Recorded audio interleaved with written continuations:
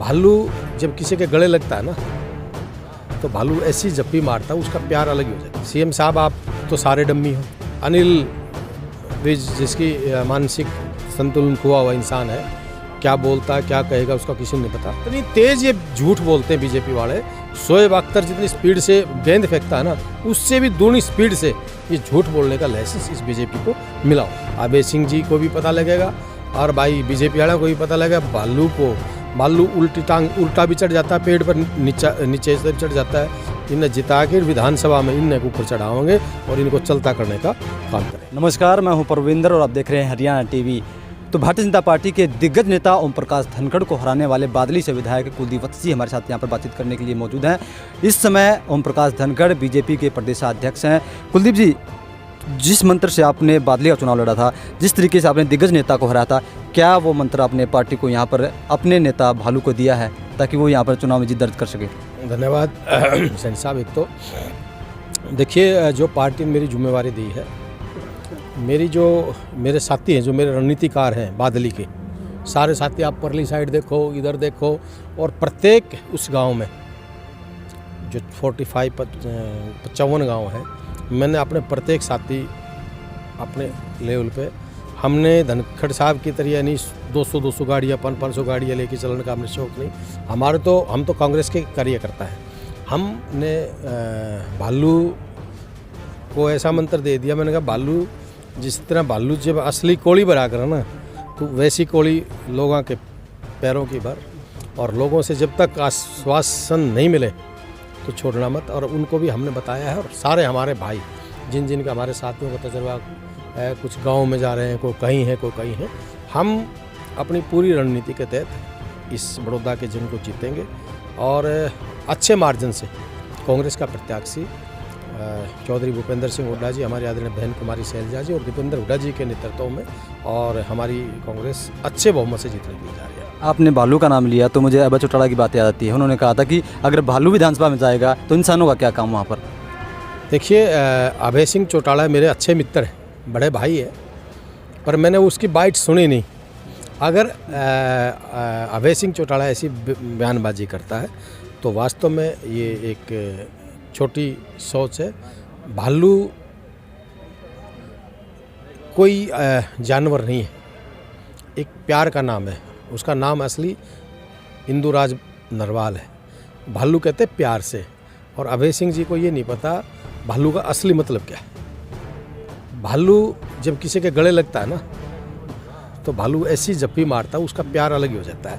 तो मैं ज़्यादा अभय सिंह जी ने जो कहा है, अभय सिंह की सोच है, पर हमारा भाई एक मजदूर किसान का बेटा है, और ये बीजेपी वाले और जेजेपी और जो INLD वाले हैं, ये एक किसान और मजदूर, एक गरीब आदमी का मजाक उड़ा रहे हैं।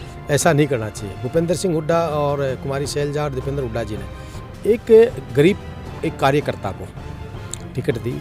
सीएम साहब ने कहा कि तो डमी कैंडिडेट है। देखिए, सीएम साहब ने क्या कहा, सीएम साहब आप तो सारे डम्मी हो। ये तो बिल्ली के भागा छिक्का टूट रहा है ना, तुम तो सारे डम्मी हो। आपके कौन सा ऐसा मंत्री रहा पहले वाले या आज, मतलब ये चीज़ें कहना। डम्मी तो हम 3 तारीख न वोटिंग के बाद 10 तारीख न पूछेंगे। डम्मी था थारा डमा ख़त्म कर दिया, वो था डम्मी। क्या होता है डम्मी? ये घूमते हैं। चलो, इनकी सोच है। मुख्यमंत्री जी बड़े प्रदेश के सम्मानित पद पे है, मैं उनके बारे में कोई टिप्पणी नहीं करना चाहता, पर ये ज़रूर है कि 10 तारीख को ये डम्मी है या असली है, वो 10 तारीख को बड़ौदा की जनता इसको दिखाएगी। MSP को लेकर हाहाकार मचा हुआ, 3 बिल लेकर आई है भारतीय जनता पार्टी। तो सीएम साहब ने अब ये कहा कि अगर MSP खत्म होता है तो मैं राजनीति से संन्यास ले लूँगा। ये एक भ्रम फैलाया जा रहा है कांग्रेस पार्टी की तरफ से। देखिए, जो हमारे धनखड़ साहब हैं, बराड़ा साहब हैं, ओम प्रकाश धनखड़ नहीं लगाऊंगा क्योंकि फिर ये कितने न्यू कह देंगे, तो गोद की बात कर दी। ओम प्रकाश, सुभाष जी, अनिल विज जिसकी मानसिक संतुलन खोआ हुआ इंसान है, क्या बोलता है क्या कहेगा उसका किसी को नहीं पता। ये सारे अधनंगन होकर कपड़े निकाल के, उनके फ़ोटो भी हैं, वीडियोज़ भी हैं, रोडों पे घूमते थे, कहते थे कि स्वामीनाथन आयोग रिपोर्ट लागू होनी चाहिए, किसान को 2250 गेहूं का मूल्य मिलना चाहिए, धान का मूल्य मिलना चाहिए। आज मैं उनको ये पूछना चाहता हूँ आदरणीय ओम प्रकाश जी से कि आज किसान पे, आप किसान हितैषी होने की बात करते थे, किसानों की भला करने की बात करते थे, और किसान मोर्चा के आप राष्ट्रीय अध्यक्ष भी थे, बराड़ा जी, अनिल जी, बीज साहब। मैं अब ये पूछना चाहता हूँ, पहले आपने रेल बेची, फिर एयरपोर्ट बेचे, फिर LIC बेची, फिर एजुकेशन बेची, फिर बिजली बोर्ड बेचा, फिर अब रोडवेज बेच दी।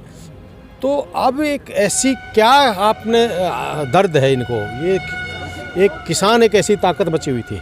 आपने देखा कोरोना काल में सब कुछ अंदर घुसा पड़ा था, पर किसान, इस देश का किसान, प्रदेश का किसान इस संकट की घड़ी में रोडों पे था, खेतों में था।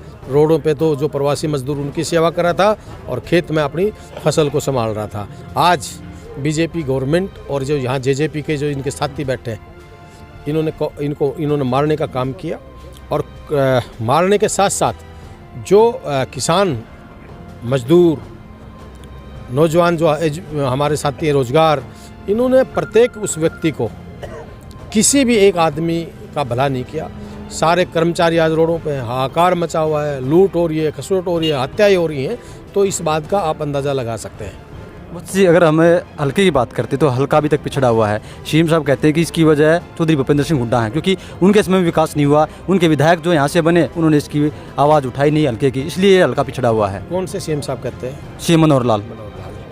10 साल में मनोहर लाल जी, आदरणीय मनोहर लाल खट्टर जी, 10 साल में बड़ौदा की जनता बताएगी विकास हुआ या ना हुआ।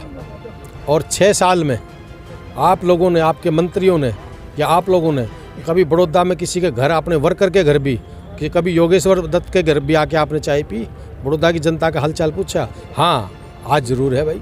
आज एक हमारे मंत्री राय जो और अध्यक्ष हैं बीजेपी के, भाषण में मैं सुनता हूँ, बड़े कूद कूद के कहते हैं, भैया खीर हलवा खाओगे या ना खाओगे तुमने देखना है।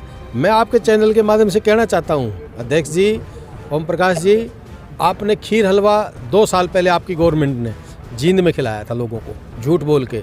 आज जींद में आप जाते हो, आप जींद का हालात देखो, क्या हालात है जींद की। उनने खीर हलवा खा लिया। 5 साल ये मंत्री रहे हमारे बादली हल्के से, हमारी बादली की जनता ने, बादली की जनता को इन्हें खूब खीर हलवा खिलाया, जो इनको भगाने का बादली की जनता ने काम किया। 5 साल में आदरणीय ओम प्रकाश धनखड़ जी, कोई भी प्रोजेक्ट बादली क्षेत्र में कोई एक ईंट लगाई हो तो कभी कोई मेडिकल कॉलेज लाया हो, कोई IIT लेके आए हों, कोई रोड नए निकाले हों, कोई किसी भी प्रकार से कोई एजुकेशन के साथ किया हो, कोई रोजगार का बड़ा काम किया हो। हाँ, एक काम किया था, बादली को सब डिवीज़न बनाया था, और आज 5-6 साल बीत गए, वो एक पुरानी बिल्डिंग में चला हुआ है। थाने घोषित कर दिए, बादली में कोई थाना नहीं, कोई बस स्टैंड नहीं, कोई सेक्टर नहीं, कोई एक सेक्रेटरीट नहीं, कोई ऑफिसरों के लिए रहने के लिए जगह नहीं। माचरोली में थाना थाना बन गया, वह चौकी थी पहले, वो चौकी आज भी है, नाम थाने का दे दिया। तो मतलब इतनी तेज़ ये झूठ बोलते हैं बीजेपी वाले। शोएब अख्तर जितनी स्पीड से गेंद फेंकता है ना, उससे भी दूनी स्पीड से ये झूठ बोलने का लाइसेंस इस बीजेपी को मिला हुआ है। आप भी लगातार चुनाव प्रचार कर रहे हैं, पार्टी का भी अंदरूनी सर्वे हुआ होगा कि कितना मार्जिन कांग्रेस पार्टी मान के चल रही है यहाँ पर जीत का? देखिए, मैं आपको बताऊं, कांग्रेस पार्टी 30,000 प्लस मीन्स 40 भी हो सकता है, 50 भी हो सकता है। कांग्रेस पार्टी 36 बिरादरी, ये जो जातिवाद जहर घोलने की कोशिश कर रहे हैं, मतलब भाई को भाई से लड़ाने की जो बात कर रहे हैं, ये इनका पत्ता साफ करेंगे। और ये बहुत भारी बहुमत से कांग्रेस का प्रत्याशी भारी बहुमत से जीत के विधानसभा में 10 तारीख को जब रिजल्ट आएगा, जब अभय सिंह जी भालू के थे, क्या कहते थे, क्या है, जानवर का आदमी है, अभय सिंह जी को भी पता लगेगा और भाई बीजेपी वालों को भी पता लगेगा।